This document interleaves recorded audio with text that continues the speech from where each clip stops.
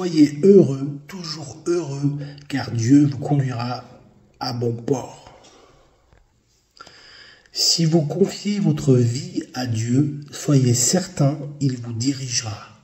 C'est le thème de la parole d'aujourd'hui et je vous lirai pour cela un magnifique texte du psaume tiré du psaume 32. Écoutez bien. Je t'instruirai, je te montrerai la voie que tu dois suivre.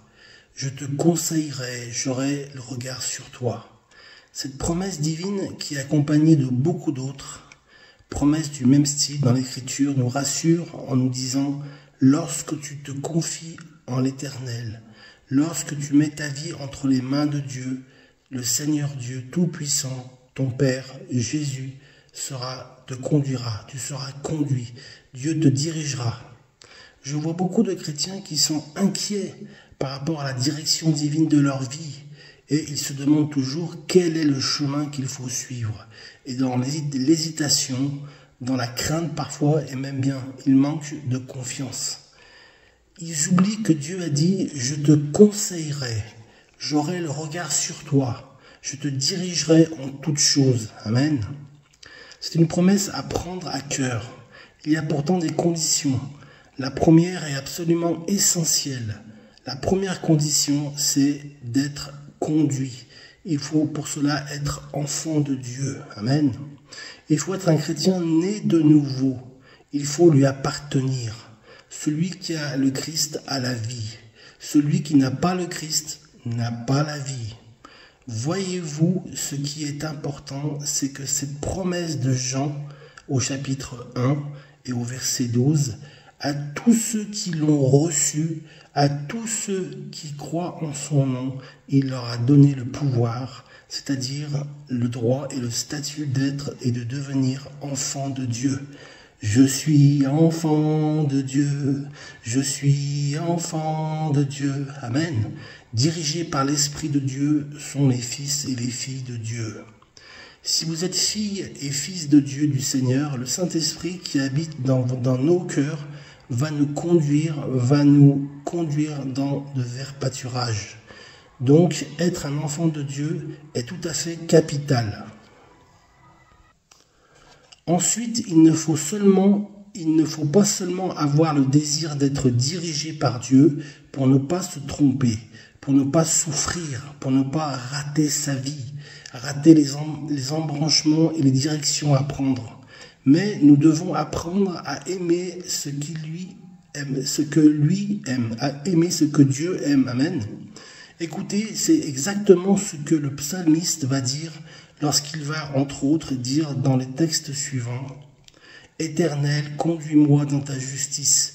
Nous lisons cela dans le psaume 25. Encore, il est dit « Conduis-moi dans ta vérité ». Conduis-moi dans ta vérité. Psaume 27. Conduis-moi dans les sentiers de la droiture. Psaume 119, verset 35. Conduis-moi dans le sentier de tes commandements. Et le psaume 139 nous dit « Conduis-moi sur le chemin de l'éternité. » Sur le chemin de l'éternité, je veux être conduit par Dieu. Amen. Donc il y avait ce désir du psalmiste et des auteurs bibliques de non seulement être conduit, mais d'être conduit avec précision dans la vérité, dans la droiture, dans la justice. Amen. Ce sont des choses que Dieu a approuvées et approuve, que Dieu désire voir en nous. Seigneur, je veux être conduit dans la cible, dans ta cible, la cible que tu m'as demandé de toucher. Je ne veux pas juste être conduit pour ne pas me tromper, mais je veux être conduit dans la cible, dans le but, afin de réussir ma vie et afin que ma vie puisse te plaire. Amen. C'était la devise de l'évangéliste américain Billy Graham. Quel est le but de votre vie? Était la question posée. Eh bien, je veux plaire à Dieu. Je veux plaire à Dieu. Je veux plaire à personne, sauf je veux plaire à Dieu, à mon Dieu. Amen. Jésus disait, je fais toujours ce qui plaît à mon Père. Dieu, c'est un but à atteindre. C'est un but qui doit résonner en nous. Et j'aimerais être dirigé pour plaire au Seigneur Jésus. J'aimerais être dirigé dans sa vérité, dans son chemin, dans son obéissance, pour lui plaire. Le Seigneur se plaît à nous conduire. Amen. Son fardeau est doux et léger à porter. Amen. Il prend plaisir à nous conduire. Il prend plaisir à nous conduire parce que c'est son intention. Il a cette intention à notre égard. Il a dit qu'il a un plan, qu'il nous a un plan pour nous, bienveillant, un plan merveilleux, un plan d'amour, un plan exceptionnel. C'est un plan que souvent nous ignorons à l'avance. C'est quand nous lâchons prise que le plan nous est révélé. Amen. C'est la foi. Il faut garder la foi, mes amis. Gardons la foi. Souvent, nous ne connaissons que quelques éléments, voire rien du tout de ce plan, car sinon ce serait trop dur à avaler. Cependant, nous savons que le Père Céleste a un plan bienveillant, merveilleux pour chacun de nous. Et vivre ce plan, c'est entrer dans le plan que Dieu a préparé d'avance pour nous. Amen. Qui est conduit par une main invisible et qui est pour notre vie, ce qui est bon, agréable et parfait. Amen. Mes amis, permettez-moi de vous raconter un épisode de ma vie qui a été délicat et qui était triste, et sans l'aide de Dieu, je ne serais plus des vôtres aujourd'hui. C'était au service militaire. Je suis rentré au service militaire en décembre 92, comme militaire du rang, appelé sous les drapeaux. À ce moment-là, j'étais rempli du Saint-Esprit parce que j'avais la joie dans mon cœur, la joie de mon salut. J'étais zélé, j'avais le zèle de l'évangile. Je ne vais pas rentrer dans les détails, mais je vais vous informer de ce qui s'est passé. Alors, je suis parti au service militaire en décembre 1992, il y a plus de 30 ans, dans la joie et la bonne humeur, avec l'envie d'apprendre des choses, d'apprendre à me battre, d'apprendre à devenir un homme. Pour moi, c'était une expérience qui a marqué ma vie. J'ai été victime d'un accident de la vie.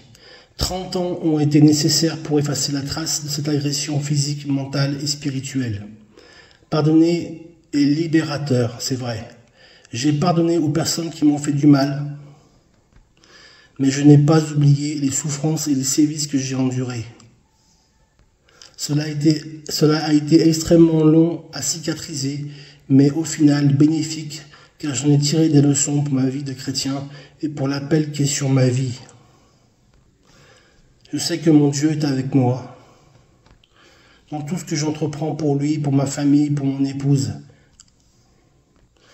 Ils ne m'ont pas jugé, ils voient les conséquences de cet acte odieux. Dieu a mis un appel sur ma vie. Le Seigneur a mis un appel.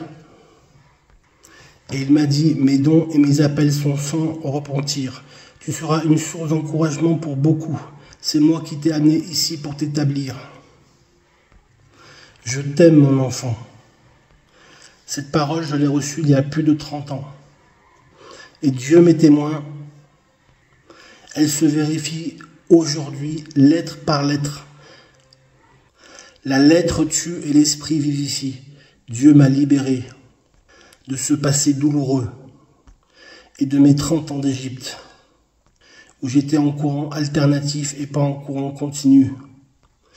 Gloire à Dieu, gloire à Dieu, gloire à Dieu. Ça a été extraordinaire pour moi de pardonner à ces personnes.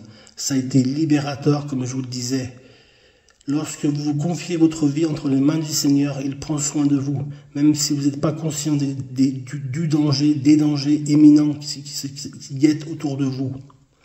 Alors mes amis, sachez que le Seigneur sait toujours nous diriger. Ce sujet merveilleux sur la direction divine, je voudrais juste terminer en disant que Dieu nous conduit toujours pour que nous puissions porter du fruit, du bon fruit. Amen. Et c'est ce que j'ai fait avec mon épouse et mes enfants. Cette expérience a porté un fruit.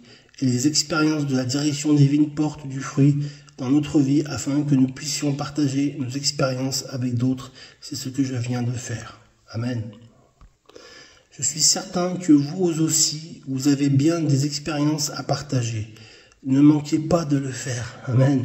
D'autres ont besoin d'écouter votre histoire qui sera un sujet de bénédiction. Alors au plaisir de vous revoir et de vous retrouver une prochaine fois pour un autre sujet.